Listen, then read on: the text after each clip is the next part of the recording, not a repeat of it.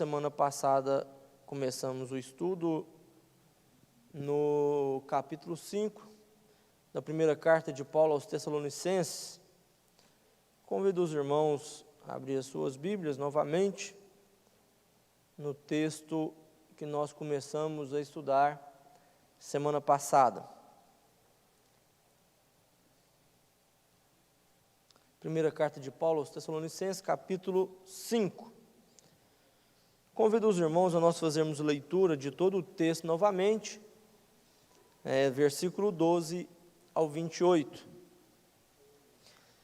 Nós até reduzimos um pouco o período da oração de hoje e louvamos a Deus com 2 hinos, porque hoje, além de ser culto de ensino, de oração, é também reunião de membros. Então, para não ficar muito tarde, nós vamos dar uma resumida aí, a gente consegue terminar dentro do horário. 1 Tessalonicenses, capítulo 5, versículo 12. E rogamo-vos, irmãos, que reconheçais os que trabalham entre vós e que presidem sobre vós no Senhor e vos admoestam, e que os tenhais em grande estima e amor por causa da sua obra. Tende paz entre vós. Rogamo-vos também, irmãos, que admoesteis os desordeiros, consoleis os de pouco ânimo, sustenteis os fracos e sejais pacientes para com todos. Vede que ninguém dê a outrem mal por mal, mas segui sempre o bem, tanto uns para com os outros, como para todos. Regozijai-vos sempre, orai sem cessar. Em tudo dai graças, porque esta é a vontade de Deus em Cristo Jesus para convosco. Não extingais o Espírito, não desprezeis as profecias, examinai tudo, retende o bem. Abstende-vos de toda aparência do mal, e o mesmo Deus de paz vos santifique em tudo, e todo o vosso espírito e alma e corpo sejam plenamente conservados, irrepreensíveis, para a vinda de nosso Senhor Jesus Cristo. Fiel é o que vos chama, o qual também o fará. Irmãos, orai por nós. Saudai a todos os irmãos com ósculo santo. Pelo Senhor, vos conjuro que essa epístola seja lida a todos os santos irmãos. A graça de nosso Senhor Jesus Cristo seja convosco. Amém. Os irmãos podem tomar assento? Semana passada nós falamos, eu disse aos irmãos que nós poderíamos às vezes nomear essas 2 terças estudo sobre relacionamentos. Como ter um relacionamento agradável, como ter um relacionamento bem-sucedido, como cultivar melhor os nossos relacionamentos. Na semana passada nós estudamos sobre relacionamento dos crentes com a liderança da igreja, versículo 12 e versículo 13. Nós entendemos que os crentes, que os irmãos devem reconhecer os líderes, devem acatar com apreço. Nós estudamos que os irmãos devem amar e ter por grande estima os líderes, isso em máxima consideração. E depois nós começamos a estudar a relação dos crentes entre si, que os crentes devem uns aos outros de forma coerente, com conhecimento, com sabedoria, devem admoestar os desordeiros, deve consolar os de pouco ânimo, deve sustentar os fracos e deve ser paciente para com todos. E entre nós, entre os crentes, nós não podemos fazer o mal a ninguém, pagar o mal por mal, mas seguir sempre fazendo o bem, uns com os outros e com todos. Não fazer o bem só com os de casa, não tratar bem somente os crentes, mas tratar bem a todos. E nós vamos hoje começar a estudar a partir do versículo 16, ao versículo 22, o relacionamento, a relação dos crentes com Deus. Versículo 16 ao 22. Regozijai-vos sempre, orai sem cessar. Em tudo dai graças, porque essa é a vontade de Deus em Cristo Jesus para convosco. Não extingais o Espírito, não desprezeis as profecias, examinai tudo, retende o bem, abstende-vos de toda aparência do mal. Eu disse aos irmãos que essa base, esses tópicos, eu tirei base de um comentário de um escritor, Hernandes Dias Lopes, e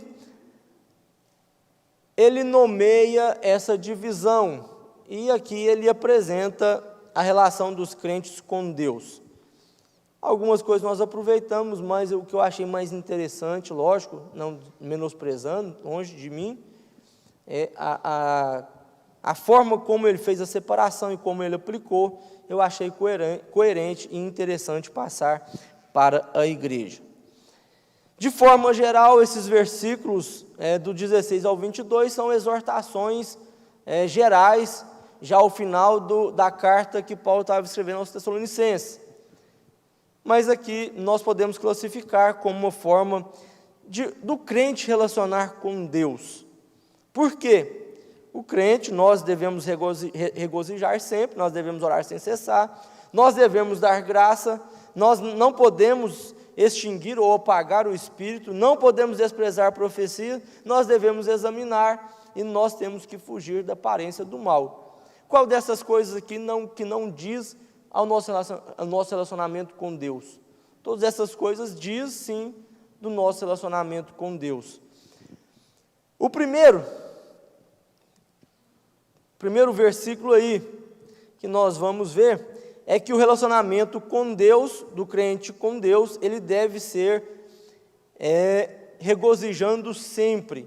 Se a gente for para Filipenses 4:4, algum dos irmãos pode fazer a leitura para nós? Filipenses 4:4.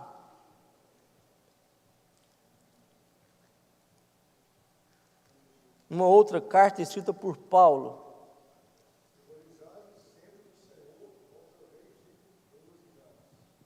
Paulo, escrevendo aos Filipenses, ele dá uma ordem, é uma ordem explícita, né? Regozijai-vos sempre, e ele reafirma, outra vez vos digo, regozijai-vos. Quando nós entendemos aí regozijai-vos, se a gente já pegar a Bíblia atualizada, a palavra regozijai-vos vai ser substituída pela palavra alegrai-vos, e regozijar é estar alegre.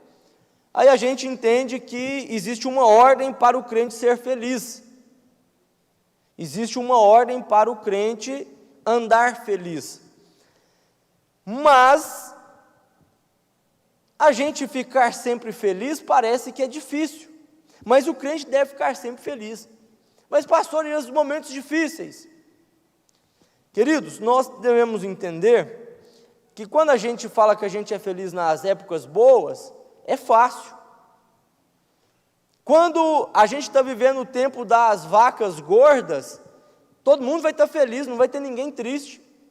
Se a gente estiver passando por um momento bom da vida, a gente vai estar feliz. Mas e se a gente estiver passando por um momento difícil? O crente, ele tem que ser diferente. O crente tem que passar por um momento difícil, feliz. Parece difícil a gente falar e parece muito mais difícil a gente viver. Mas nós não devemos, com certeza, nós não vamos ficar felizes pela situação que nós estamos vivendo.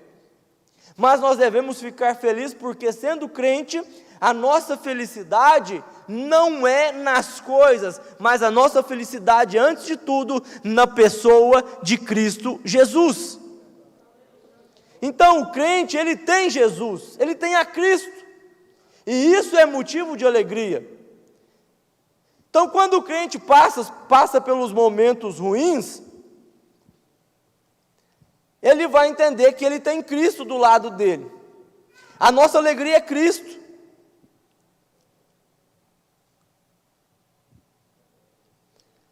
Nós devemos entender todos os dias que se a gente estiver passando por um momento difícil, se a gente estiver passando pela prova, a gente vai ter companhia. A nossa companhia é Cristo. E isso é motivo de alegria. Nós não estamos sozinhos. Se a gente passar pelo vale, quem vai estar com a gente? Cristo. Então, por isso que quando a gente fala que o crente deve regozijar sempre, que o crente deve estar sempre feliz, é porque ele tem a Cristo, independente da circunstância, seja no momento bom, seja no momento ruim, ele tem a Cristo. Aí Paulo escreve aos Tessalonicenses: regozijai-vos sempre. Se a gente for para a carta de Pedro, a primeira carta de Pedro, capítulo 4, versículo 13, um dos irmãos faz a leitura para nós, por favor.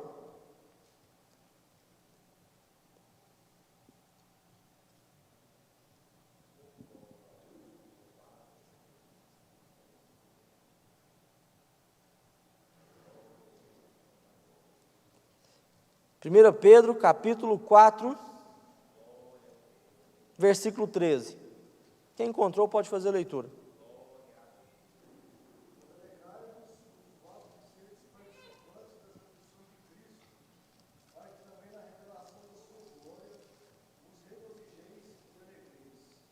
Vamos ler pausadamente a primeira parte aí, Vitor. Parte A.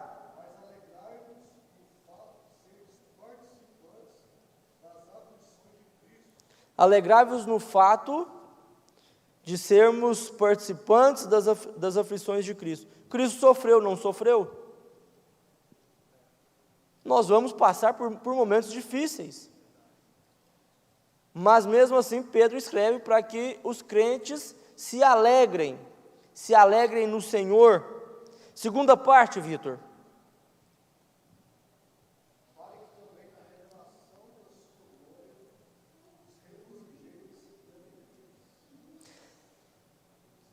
Se nós passamos por momentos difíceis, devemos ficar alegres através de Cristo, ou por Cristo, por meio de Cristo, nós devemos entender que Ele vai voltar, e que quando isso acontecer, nós vamos continuar sendo alegres da mesma forma. Então a alegria do crente é o antes e o depois, é durante a prova, é depois da prova. O crente deve ser feliz, não pela provação, não pela prova, mas nós devemos ser felizes, ser alegres, porque independente da situação, nós temos a Cristo. E quando eu falo que nós temos a Cristo, você devemos entender que nós fomos salvos por meio dele, através do sangue dele. Que maravilhoso, que glorioso é isso. Que maravilha encontrarmos a Cristo, recebermos salvação e termos certeza da alegria na glória vindoura.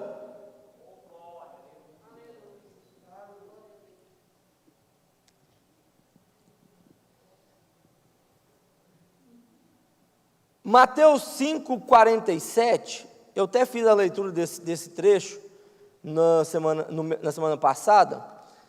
Lá fala Jesus falando, comparando lá as coisas que nós devemos fazer, que que nós devemos fazer, e Jesus compara com os publicanos. Mateus 5,47. Se saudardes unicamente os vossos irmãos, que fazeis demais? Não fazem os publicanos também assim? Jesus fala, se você sauda os crentes, você não está fazendo nada demais. Você está fazendo sua obrigação, você deveria saudar aos não crentes também. E assim nós podemos dizer, queridos, alegrar nas situações difíceis é coisa para crente. Porque o crente sabe que tem a Cristo. Quem não alegra em situações boas, situações alegres mesmo, felizes? Todo mundo alegra. O não crente alegra. Mas o não crente, ele não tem o prazer, ele não tem a felicidade de alegrar nos momentos difíceis, porque ele não conhece a Cristo, ele não tem a Cristo, ele não tem a salvação. Então a nossa alegria, resumindo, é Cristo. a nossa alegria é Cristo. E o nosso relacionamento com Deus deve ser de alegria. Qual crente deve ficar de cara amarrada, sendo que tudo o que nós precisamos nós temos? E o mais importante para o homem, que é a salvação, nós recebemos. Então o nosso relacionamento com Deus deve ser de alegria sempre, regozijando sempre no Senhor. Segundo, nós devemos orar sem cessar, orar constantemente. Primeira carta de Paulo, capítulo 15, versículo 58, Paulo escreve: portanto, meus irmãos, sede firmes e constantes. Quando nós entendemos sobre orar sem cessar, não podemos às vezes pensar que o crente vai ficar orando 24 horas, ou que nós vamos começar aqui uma grande campanha de oração, e nós vamos orar por 24 horas ou por uma semana sem cessar. Mas aí passou essa semana, passou esse tempo delimitado, a gente para com a oração, a gente esquece de orar. Mas antes aqui, Paulo está escrevendo aos irmãos, aos Tessalonicenses, que eles deviam orar constantemente, orar sem cessar. Olha, você tem os seus horários, se você orar de manhã, de tarde, de noite, você faça isso todos os dias. Você não ore um dia, pula 4, você não ora uma semana e fica um mês sem orar. Não, você adquira essa prática e você ore constantemente. É isso que ele está dizendo, é isso que ele quer passar a nós. Não podemos viver uma inconstância. Um mês a gente está orando demais, no outro mês a gente nem ajoelha, uma semana a gente dobra os joelhos todos os dias, na outra a gente não faz nada. O que Paulo está dizendo é: seja constante, ore constantemente. Você falar com Deus deve ser uma prática diária, deve ser uma prática constante. Se você faz isso 3 vezes por dia, faça todos os dias 3 vezes por dia. Se você faz mais, faça mais, mas faça todos os dias. Não fique uma vez orando muito e outra orando pouca. É isso que ele está dizendo. Orai sem cessar. E qual crente que vive um relacionamento saudável com Deus sem orar? Qual é a forma que nós falamos com Ele? É através da oração. É através da oração. Não podemos falar que temos um bom relacionamento com Deus, não podemos falar que vivemos bem, que está tudo tranquilo, se a gente não tem um relacionamento de oração, um costume de oração, uma prática de oração com Deus. Precisamos ser constantes. Nós oramos, nós precisamos voltar para a oração, precisamos ter o nosso íntimo ligado a Deus, independente da forma de oração, seja falada, seja como oração de Ana, só de balbuciar, mas devemos orar. Devemos orar em pensamento, devemos orar seguindo a prática de ajoelhar, devemos orar em pé, nós devemos ter a prática de falar com Deus. Isso levanta, aumenta, melhora o nosso relacionamento. Se a gente trazer para o nosso dia a dia, como nós podemos dizer que nós relacionamos bem com uma pessoa se nós não conversamos com ela? Não tem como. Pastor, eu não estou bem, eu estou sentindo que meu relacionamento com fulano de tal não está bem. Por quê? Porque a gente não conversa. O nosso relacionamento com Deus deve ter constante oração.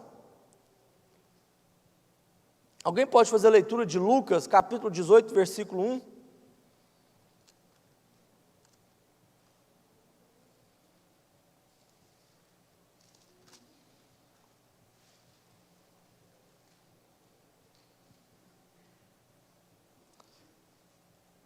Pode ler.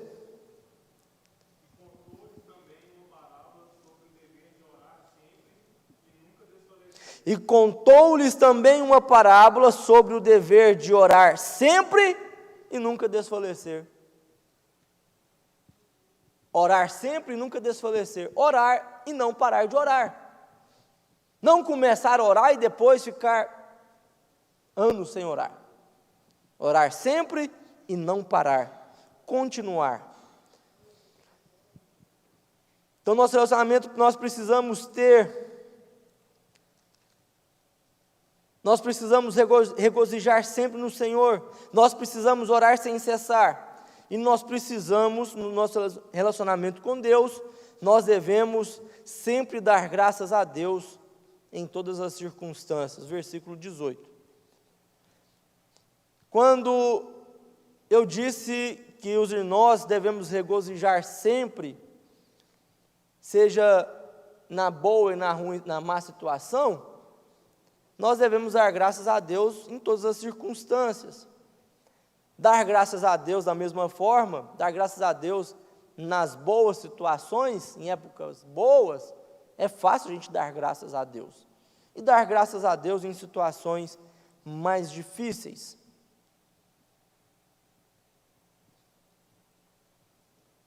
Da mesma forma.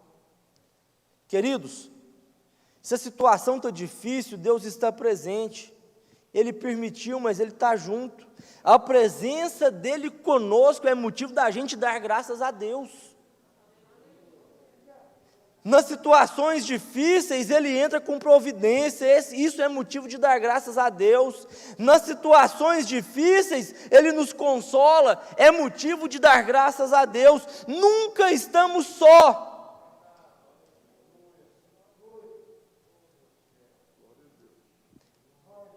Não é dar graças a Deus também pelos sofrimentos, longe disso, mas é dar graças a Deus pelo que Ele pode fazer através do que nós estamos passando. Romanos 8:18, perdão, alguém faz leitura para nós? Romanos 8:18.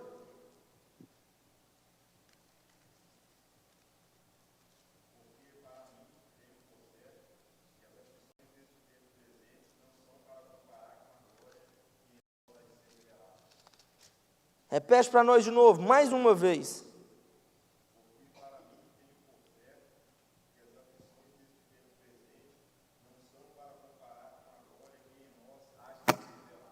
Continue com a Bíblia aberta, aí você vai ler daqui a pouco o 28.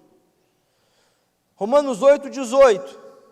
Porque para mim tenho por certo de que as aflições deste tempo presente não são para comparar com a glória que em nós há de ser revelado.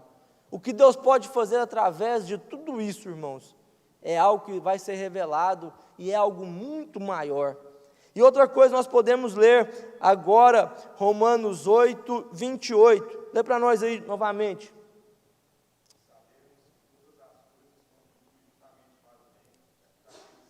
Somente até aí. Sabemos que todas as coisas contribuem juntamente para o bem daqueles que amam a Deus. E ainda outra parte, aquele que começou a boa obra é fiel. Queridos, o que Deus pode fazer através da nossa vida, através das situações que nós estamos passando, seja das situações boas ou das ruins, nós devemos dar glórias a Deus. Quando for pelas ruins, não pelo sofrimento, mas pelo que Ele pode fazer e o que Ele pode revelar a nós e a outras pessoas através da nossa vida.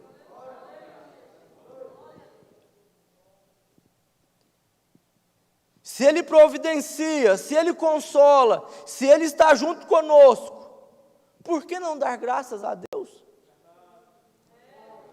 Por que não?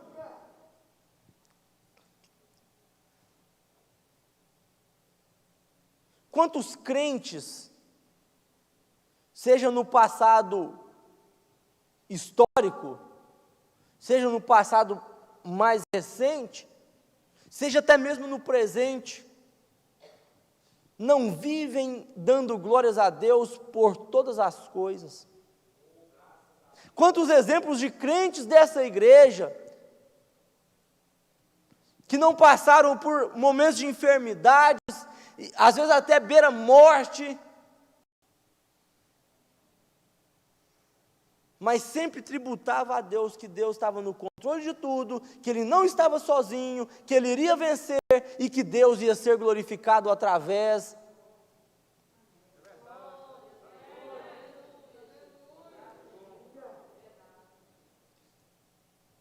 Por isso que o nosso relacionamento com Deus, nós devemos sempre dar graças a Deus. Nós devemos tributar a Ele a nossa graça, o nosso agradecimento. No relacionamento com Deus, o crente não deve extinguir o Espírito. Agora aqui o versículo 19, ele tem uma ligação muito grande com o versículo 20 e o 21. Então, uma ligação muito forte. Versículo 19, não extingais o Espírito. Versículo 20, não desprezeis as profecias, examinai tudo, retende o bem. Em linhas gerais, nós sabemos que o propósito da manifestação do Espírito é edificar a igreja e o indivíduo. Nós sabemos disso, a igreja sabe disso. Que os dons é para a nossa edificação. É para a edificação da igreja e do indivíduo. E a Bíblia de Estudo Pentecostal, ela traz uma definição sobre edificar. O que é edificar? Aí traz a definição. Edificar é fortalecer e promover a vida espiritual, a maturidade e o caráter santo dos crentes. Isso é a definição de edificar. Fortalecer e promover a vida espiritual, a maturidade e o caráter santo dos crentes. E eu te pergunto, como nós vamos extinguir ou como nós vamos apagar o Espírito? Se nós assim fizermos, se a igreja assim fizer, como seremos edificados? Como querer continuar em frente? Nós precisamos do Espírito Santo e precisamos dos dons, precisamos das obras advindas do Espírito.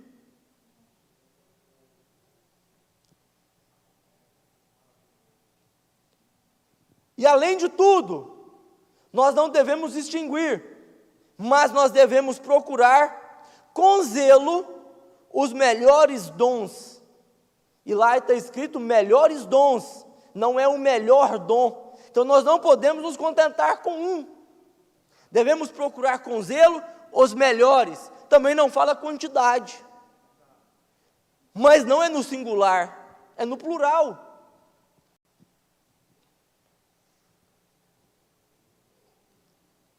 E aí o crente começa, nos dias de hoje, a gente começa a ver que uma pergunta sincera: quantos aqui que têm orado buscando os dons de Deus?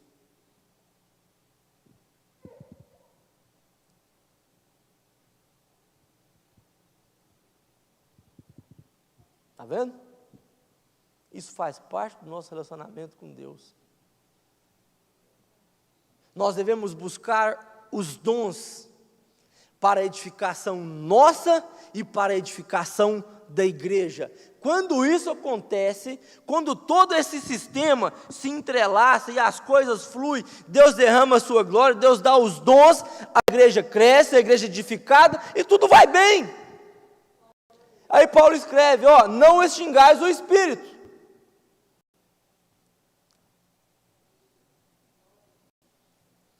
Procure com zelo os melhores dons. Versículo 20.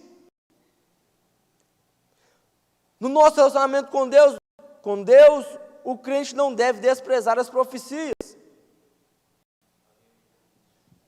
Primeira carta de Paulo aos Coríntios, capítulo 14, versículo 1, ele coloca o dom da profecia como um principal, ou um maior, por assim dizer. E nós sabemos lá no versículo 3 do capítulo 14, que ele escreve que o dom da profecia é para edificar a igreja, para exortar e para consolar.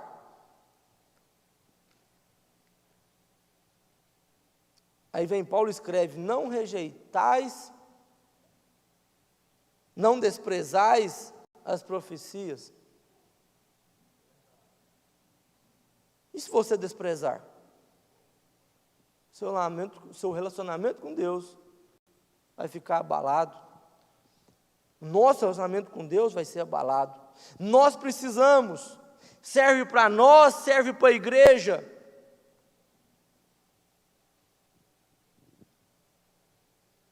Se nós rejeitarmos ou desprezarmos, não estaríamos nós perdendo, em geral, a manifestação do Espírito?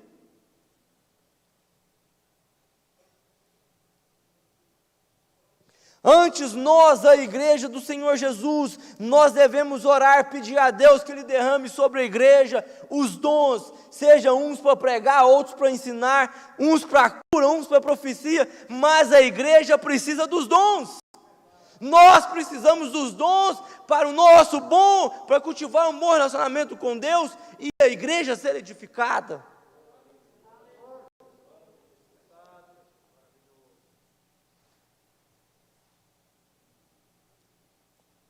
Continuando, versículo 21, examinai tudo, retende o bem. Nós podemos ter através também de outros versículos, chegar à conclusão de que na igreja primitiva havia sim manifestação do Espírito. Paulo escreve bem mais detalhadamente aos Coríntios, e aqui nós podemos complementar às vezes essa conclusão. E aqui ele escreve: retende, examinai tudo. E se a gente for lá para Coríntios 14, 29, alguém faz leitura para nós? 1 Coríntios capítulo 14, versículo 29, um dos irmãos faz a leitura.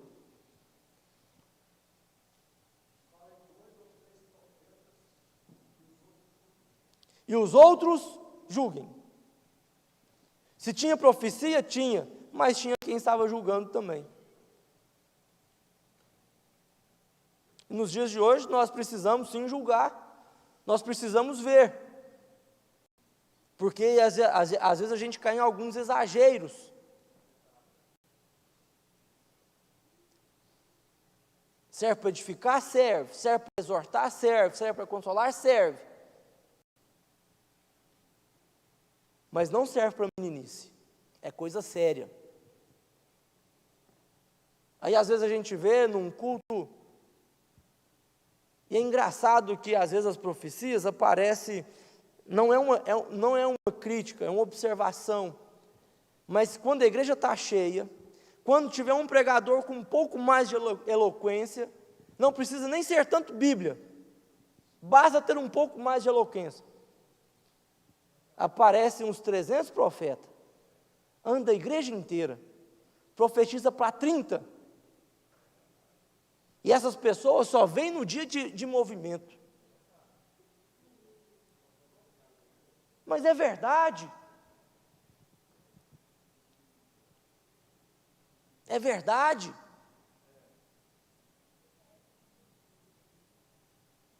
Recente, num culto de quinta-feira, o pastor Iamar lembra, a igreja estava, às vezes um número igual hoje, um pouco mais, um pouco menos, mas uma irmã levantou, um culto normal, pregador normal, não foi aquele pregadorzão, não, foi um culto a Deus, um culto centrado, mas uma irmã, Deus usou uma irmã em profecia, levantou, e muitas das coisas que ela falou naquele dia, já aconteceu e tem outras acontecendo. Foi um culto normal, e eu tenho certeza que a igreja foi edificada, depois que ela parou, depois que ela encerrou, depois que Deus falou através da vida dela, depois que ela falou de Deus, né? A igreja foi edificada, foi uma alegria tão grande no meio dos irmãos, e não precisou de nada especial, nada diferente. A igreja foi exortada, e a igreja foi consolada.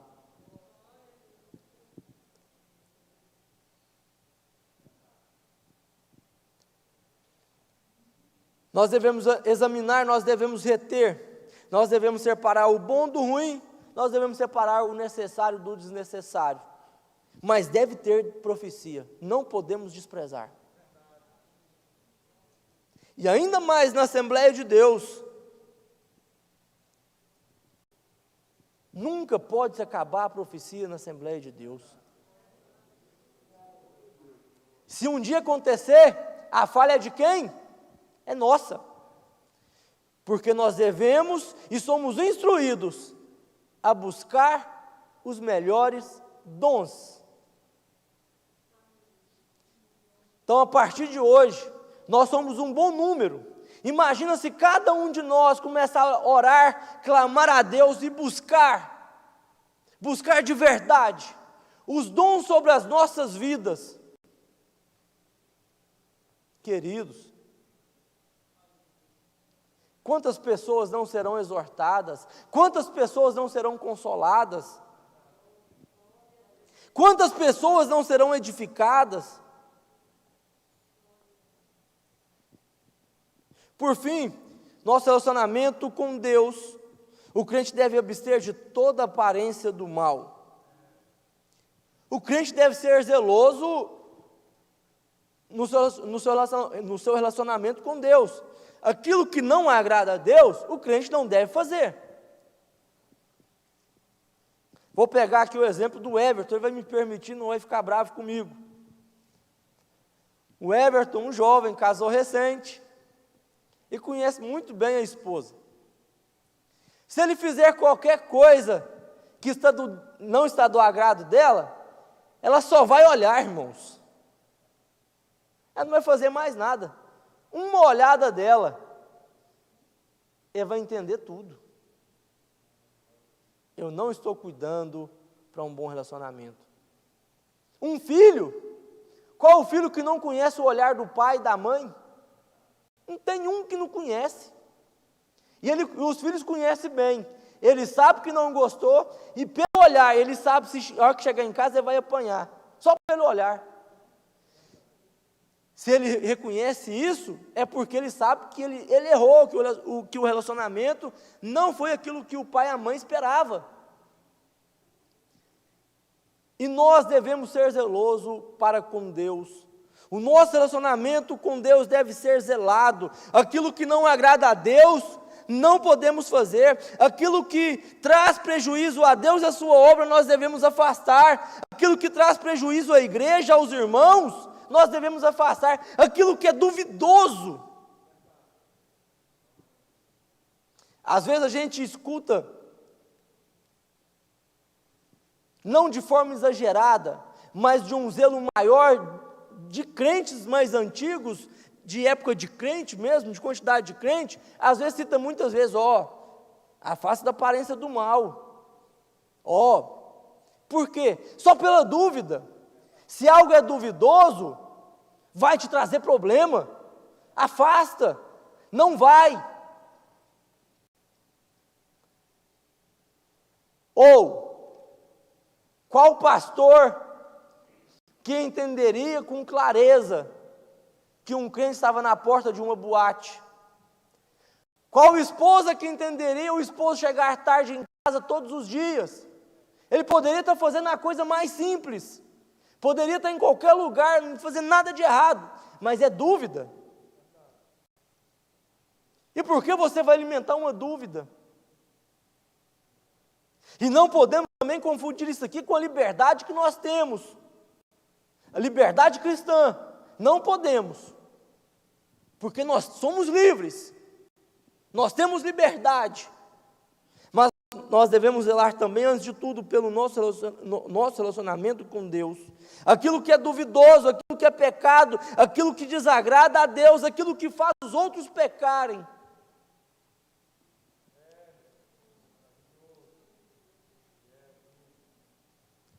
O crente deve sair fora de todas essas coisas, afastar, abster de toda aparência do mal.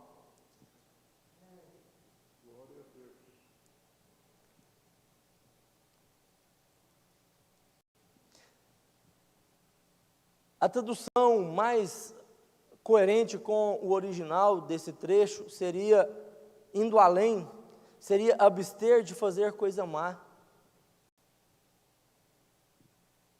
Não devemos fazer aquilo que vai desagradar a Deus. Queridos, o tempo não espera, vou adiantar. Temos aí 10 minutos.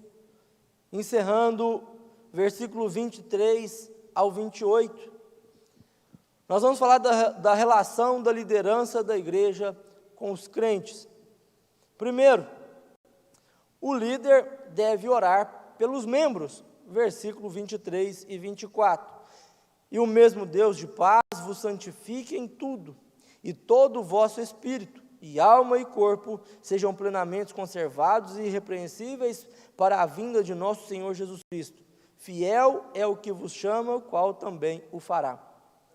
Paulo aqui, a gente vai ver aí que já é um parágrafo novo, esse trecho. Começa-se um parágrafo novo. Aqui Paulo começa dirigindo a Deus uma oração, fazendo oração. E ele começa a pedir a Deus, e o mesmo Deus de paz vos santifique. O líder deve orar pelos irmãos, mas se a gente observar essa oração de Paulo aqui, especialmente, ele não pede muitas coisas para os irmãos, ele não pede a Deus muitas coisas para os irmãos, ele pede uma coisa, que o quê? Que Deus santifique os irmãos. Essa é a oração dele. E o mesmo Deus de paz vos santifique em tudo. Aí ele continua a oração, ele vai além, ele faz um reforço muito grande. E todo o vosso espírito, vossa alma e corpo sejam plenamente conservados e irrepreensíveis. Essa é a oração de Paulo. Ele faz uma oração pedindo que, pela santificação dos crentes, e ele reforça que seja espírito, alma e corpo, os crentes sejam irrepreensíveis. Algo parecido nós encontramos Filipenses 2, 14 e 15. Eu vou fazer a leitura para ganharmos tempo. Filipenses 2, 14. Fazei todas as coisas sem murmuração, nem contendas. 15. Para que sejais irrepreensíveis e sinceros, filhos de Deus, inculpáveis no meio de uma geração corrompida e perversa, entre a qual resplandeceis como astros no mundo. Essa é a oração de Paulo, pedindo para que os crentes sejam santificados e sejam irrepreensíveis. E ele continua a oração dizendo da fidelidade de Deus. Fiel é o que vos chama, o qual também o fará. Aí ele diz, estou pedindo a Deus, Deus é fiel e Deus vai atender a minha oração. Papel do líder aqui, nós vemos que o líder deve orar pelos membros. Segundo, o líder deve pedir orações dos membros. Versículo 25. Irmãos, orai por nós. Simples.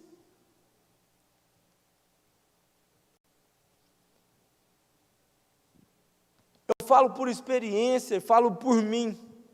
Eu sempre costumo pedir oração aqui na igreja. Ora por mim, ora pela minha família, pelo Bernardo, pela Renata, pela gestação da Renata, para a criança que vai nascer. Ora a favor da igreja, ora a favor do meu ministério. Não faço isso para me diminuir ou para me engrandecer, às vezes para os irmãos ficarem com dó de mim. Não. Eu falo isso porque eu sou dependente das orações dos irmãos. Da mesma forma que Paulo orava pela igreja, ele pedia à igreja que orasse por ele. E assim nós vamos trocando oração uns pelos outros. E Deus vai continuar dando vitória, porque Deus atende e ouve a oração do servo, do filho dele. Ele escuta as nossas orações. E com certeza Paulo, ele conhecia a eficácia, o poder da oração. Principalmente por orar pelos outros e pedir oração. Ele conhecia a eficácia da oração e o poder da oração. No relacionamento da liderança com a igreja, o líder deve empenhar pela comunhão fraternal. Versículo 26, saudai a todos os irmãos com ósculo santo. Hoje em dia nós não utilizamos o ósculo santo, mas nós temos uma saudação que substitui a paz do Senhor. Nós devemos entender que o ósculo santo, irmão, naquela época era uma coisa tradicional. Em algumas culturas, em algumas regiões, se chegar um homem beijar outro homem, ou um homem beijar outra mulher que não seja sua família, sua esposa, vai dar zebra, vai dar problema.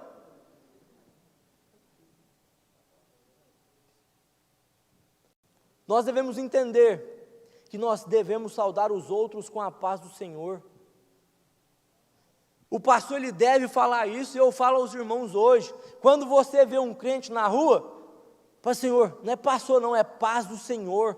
Fala com alegria, enche a boca para falar. Essa saudação, além de ser uma saudação fraterna, você reconhecendo um irmão, o irmão reconhecendo você, você está desejando a paz de Deus sobre a sua vida e a vida dele.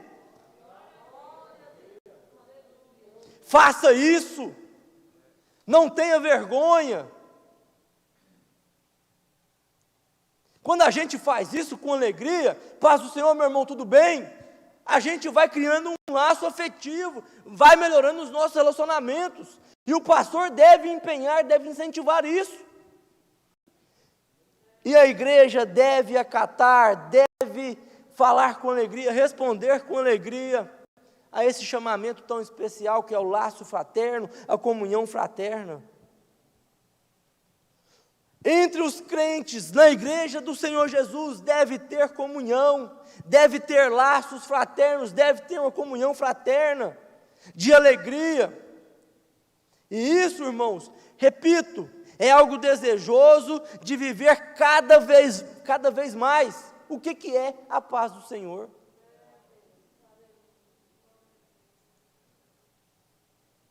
Não sejamos aqueles que só passou. Viu? Não se envergonhe. É, antes de tudo, um privilégio para você saudar e ser saudado com a paz do Senhor. Quarto, o líder deve empenhar na instrução dos crentes. Versículo 27. Pelo Senhor vos conjuro que essa epístola seja lida a todos os santos irmãos. Certa vez, numa convenção recente, um pastor ele fez uma observação. Pessoal, irmãos, observe os avisos da sua igreja. Acho que eu já até contei isso aqui. Pelo empenho do aviso da sua igreja, você sabe o que o seu pastor quer. Se o seu pastor empenhar, divulgar muito o culto de terça e a escola bíblica dominical, domingo de manhã, o seu pastor deseja boas coisas para você. Deseja que você seja instruído.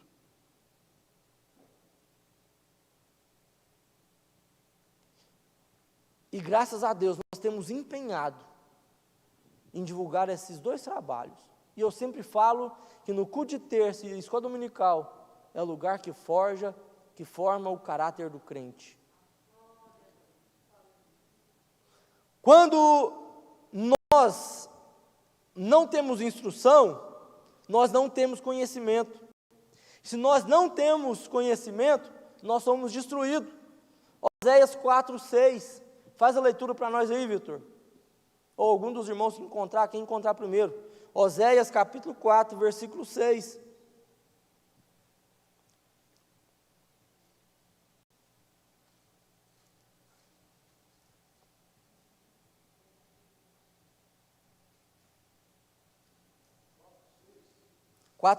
Oséias 4:6.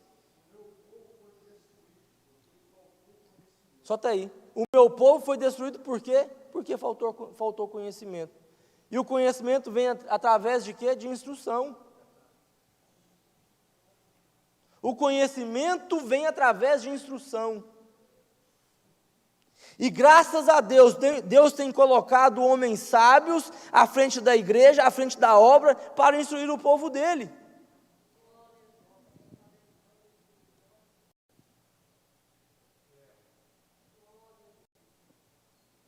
Nós devemos continuar, e a liderança deve empenhar na instrução dos crentes. Por último, já encerro.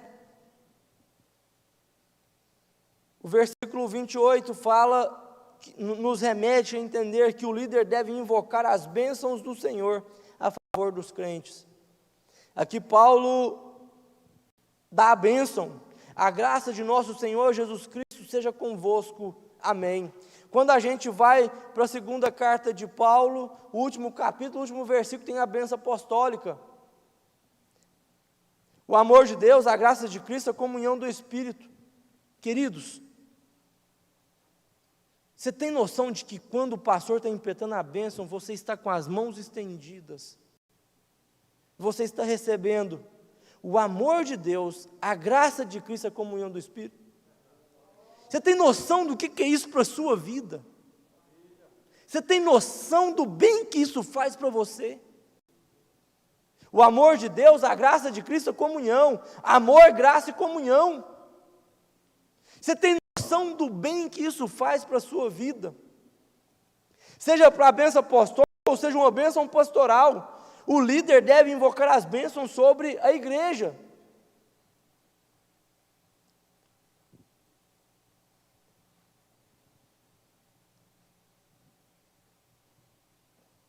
Quão glorioso é recebermos a bênção e ser abençoados. É uma tarefa que faz parte do relacionamento do líder com os crentes.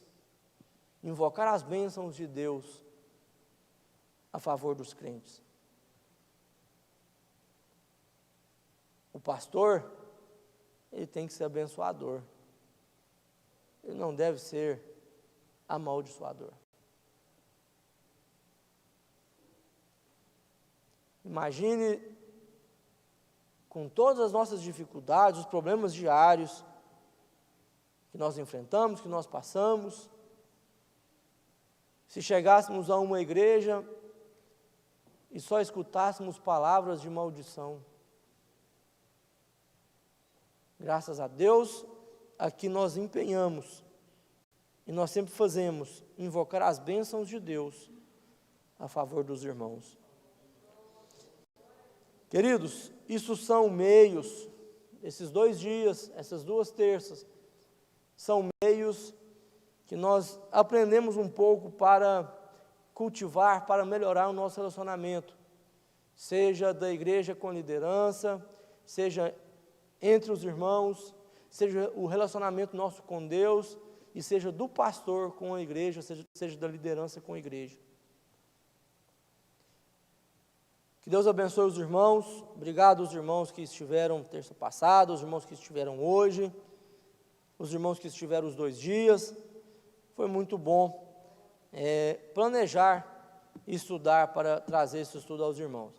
Quando a gente faz isso, eu confesso que a gente aprende muito mais, viu? Coisa boa é estudar a palavra do Senhor.